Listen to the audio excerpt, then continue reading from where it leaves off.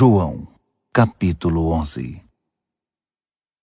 Havia um homem chamado Lázaro. Ele estava doente. Era de Betânia, cidade de Maria, e sua irmã Marta. Essa era a mesma Maria que ungiu os pés do Senhor com óleos aromáticos e depois os enxugou com os cabelos. Lázaro, que estava doente, era irmão dela. As irmãs mandaram um recado para Jesus. Senhor, aquele a quem o Senhor ama está muito doente. Quando Jesus recebeu a mensagem, comentou: essa doença não é fatal. Será uma boa ocasião para demonstrar a glória de Deus, na glorificação do Filho de Deus.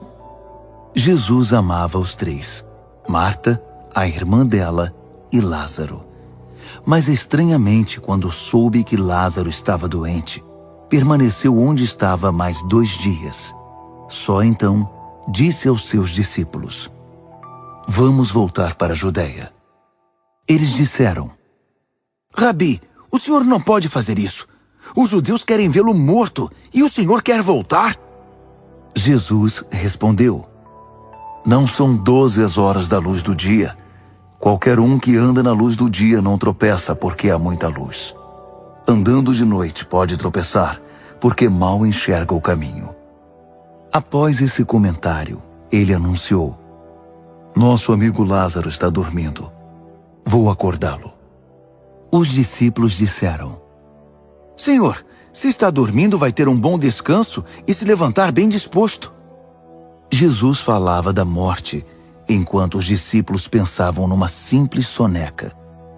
Então, Jesus resolveu falar claramente: Lázaro morreu. Estou feliz por causa de vocês, porque eu não estava lá. Vocês logo terão novos motivos para crer. Agora vamos a ele. Tomé, chamado Gêmeo, suspirou e disse aos seus companheiros: vamos, bem que podemos morrer com ele. Quando Jesus finalmente chegou, Lázaro estava morto havia 4 dias. Betânia ficava perto de Jerusalém, distante cerca de 3 quilômetros, e muitos dos judeus davam apoio a Marta e Maria, compadecidos delas por causa do irmão. Marta soube que Jesus estava chegando e saiu ao encontro dele. Maria ficou em casa. Marta então lhe disse: se o Senhor estivesse aqui, meu irmão não teria morrido. Mesmo agora, sei que tudo que o Senhor pedir a Deus será concedido. Jesus consolou-a: seu irmão vai ressuscitar.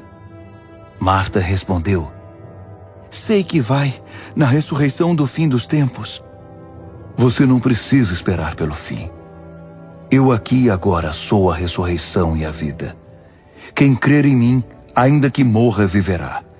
Qualquer um que vive crendo em mim não irá morrer em definitivo. Acredita nisso? Sim. Sempre acreditei que o Senhor é o Messias, o Filho de Deus que veio ao mundo. Depois de ter dito isso, ela foi até onde estava sua irmã Maria e sussurrou ao seu ouvido: o mestre está aqui e perguntou por você. Assim que ouviu isso, ela deu um salto e correu até ele. Jesus ainda não havia entrado na cidade e continuava no lugar em que Marta o havia encontrado. Quando os judeus, amigos dela, viram Maria passar correndo, foram atrás dela, pensando que ela ia ao túmulo para chorar. Maria foi até onde Jesus estava e caiu aos pés dele, dizendo: se o Senhor estivesse aqui, meu irmão não teria morrido. Quando Jesus a viu chorando e os judeus chorando com ela, sentiu grande indignação e perguntou: onde vocês o puseram? Senhor, vem e vê, disseram. Naquele momento, Jesus chorou. Os judeus disseram: ele o amava muito. Outros discordaram: bem, se ele o amasse tanto assim, por que o deixou morrer? Afinal, ele abriu os olhos de um cego. Mal contendo a indignação, Jesus chegou ao local do túmulo. Era uma caverna simples na colina, com uma placa de pedra que a fechava. Ele ordenou: removam a pedra. Marta, a irmã do falecido, disse: Senhor, A esta altura já está com mau cheiro. Ele morreu há 4 dias. Jesus a olhou bem nos olhos. Eu não disse que se acreditasse, você veria a glória de Deus? Dirigindo-se aos demais, insistiu. Vão em frente. Tirem a pedra. Eles a removeram. Jesus ergueu os olhos para os céus e orou. Pai, sou grato porque até aqui tens me ouvido. Sei que sempre me ouves. Mas por causa da multidão aqui presente, oro assim para que eles possam crer que me enviaste. Então ele bradou. Lázaro, venha para cá! Lázaro saiu ainda enrolado nos panos da cabeça aos pés e com um lenço sobre o rosto. Jesus lhes ordenou. Desamarre-no para que possa ir. O fato causou uma reviravolta entre muitos dos judeus que estavam com Maria. Eles viram o que Jesus fez e creram nele. Mas alguns procuraram os fariseus para denunciá-lo. Os principais sacerdotes e os fariseus convocaram uma reunião da liderança judaica. O que faremos? Perguntaram. Esse homem insiste em seus feitos, criando sinais divinos. Se deixarmos, logo todos crerão nele, e os romanos virão e removerão um pouco poder e prestígio que ainda nos resta. Então, um deles, Caifás, designado sacerdote principal naquele ano, se pronunciou. Vocês não enxergam? Não percebem que é preferível um homem morrer pelo povo que uma nação inteira ser destruída? Ele não disse isso de si mesmo. Na condição de sacerdote principal naquele ano, sem saber, profetizou que Jesus estava para ser sacrificado pela nação, e não somente pela nação, mas para que todos os filhos de Deus dispersos pudessem ser reunidos num só povo. Daquele dia em diante, ficou decidido que iriam matá-lo. Então, Jesus não arriscou mais aparecer em público no território dos judeus. Retirou-se para o interior, na região fronteiriça com o deserto, hospedando-se numa cidade chamada Efraim. Ali isolou-se com seus discípulos. A Páscoa se aproximava. Multidões vinham do interior para Jerusalém, a fim de se preparar para a festa. Eles estavam curiosos a respeito de Jesus. Ele era o assunto dos que estavam ao redor do templo. O que vocês acham? Será que ele vai aparecer na festa? Enquanto isso, os principais sacerdotes e fariseus publicaram uma nota. Quem soubesse o paradeiro dele deveria informá-los. Eles estavam a postos para prendê-lo. João, capítulo 12. 6 dias antes da Páscoa, Jesus entrou em Betânia, onde vivia Lázaro, ressuscitado pouco tempo antes. Lázaro e suas irmãs convidaram Jesus para jantar em casa. Marta servia. Lázaro era um dos que estavam assentados à mesa com eles. Maria veio com um jarro de óleos aromáticos muito caros. Ungiu e massageou os pés de Jesus, e depois os enxugou com os cabelos. A fragrância dos óleos encheu a casa. Judas Iscariotes, um dos 12, que estava prestes a traí-lo, lamentou.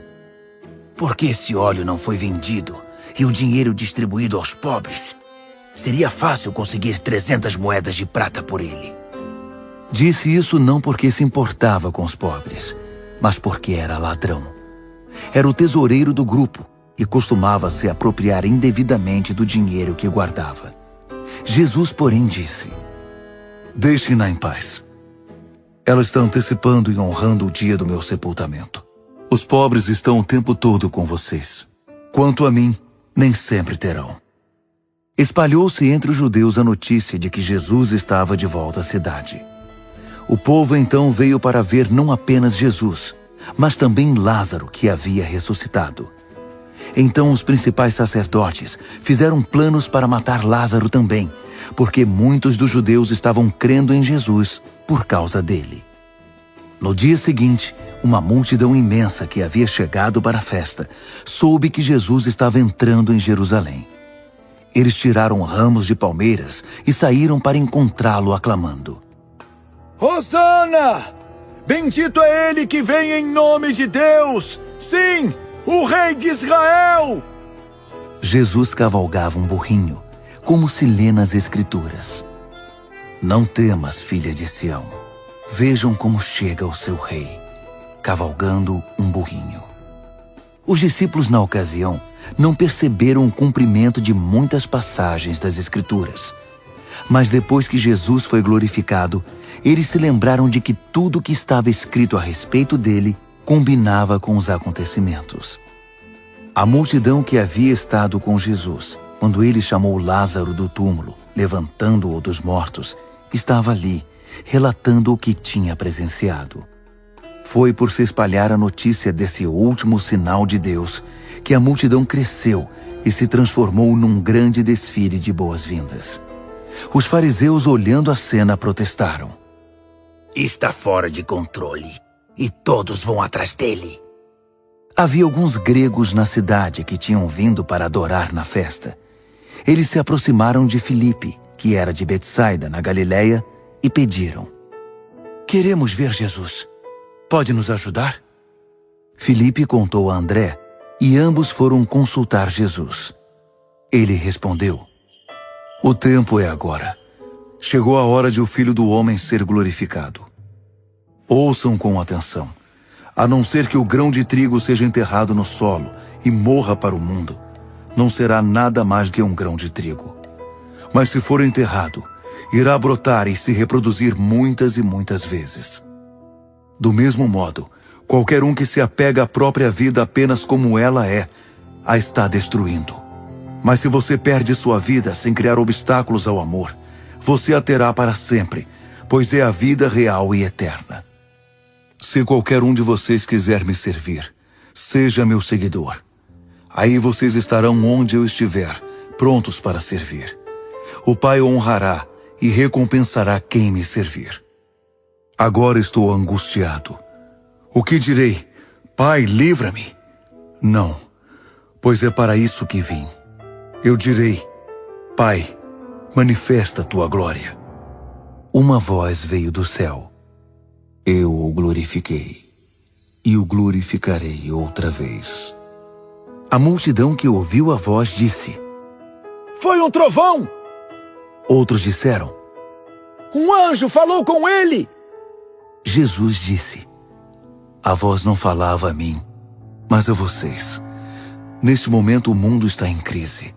Satanás, o governante deste mundo, será expulso. E eu, quando for levantado da terra, atrairei todos a mim e os reunirei ao meu redor. Ele disse isso para mostrar como iria morrer. Vozes na multidão responderam: Sabemos pela lei de Deus que o Messias permanece para sempre. Como pode ser necessário, como você diz, que o Filho do Homem seja levantado? Quem é esse Filho do Homem? Jesus disse: Por um breve tempo a luz ainda estará entre vocês. Andem nessa luz para que a escuridão não os destrua. Se vocês andam no escuro, não podem saber para onde estão indo. Se tem a luz, creiam na luz. Então a luz estará dentro de vocês, brilhando na vida de cada um, e vocês serão filhos da luz. Depois que acabou de falar, Jesus procurou um lugar para se esconder. Ele havia feito muitos sinais da parte de Deus, mas eles ainda não haviam entendido nada, nem creram nele. Era a prova de que o profeta Isaías estava certo. Deus, quem creu no que pregamos? Quem reconheceu o braço de Deus estendido e pronto para agir? Primeiro eles não acreditariam, assim não poderiam crer, mais uma vez como Isaías tinha dito. Os olhos deles estão fechados, o coração deles está endurecido, de modo que não verão com os olhos, nem perceberão com o coração, e se voltarão para mim, Deus, para que eu os cure. Isaías fez essa declaração depois de ter visto um vislumbre do brilho em profusão da glória de Deus que iria manifestar-se através do Messias. Apesar de tudo, um número considerável de líderes do povo creu em Jesus. Mas por causa dos fariseus, não faziam confissão pública. Eles tinham medo de serem expulsos da sinagoga. Pressionados, preocupavam-se mais com a aprovação humana que com a glória de Deus. Jesus resumiu tudo neste pronunciamento. Quem crê em mim, crê não apenas em mim, mas naquele que me enviou. Quem me vê está vendo aquele que me enviou. Eu sou a luz que veio ao mundo para que todo aquele que crer em mim não viva mais na escuridão. Se alguém ouve o que digo e não se importa, eu não o rejeito. Não vim para rejeitar o mundo, mas para salvar. Entretanto, vocês precisam saber que quem me rejeita, recusando-se a aceitar o que digo, está deliberadamente escolhendo a rejeição. A palavra feita carne que tenho anunciado e que sou eu, essa palavra e nenhuma outra é a palavra final. Não faço nada por minha conta. O Pai que me enviou deu-me uma ordem sobre o que dizer e como dizer. E sei exatamente o que seu mandamento produz: vida real e eterna. É tudo o que tenho a dizer. O que o Pai me disse, digo agora a vocês.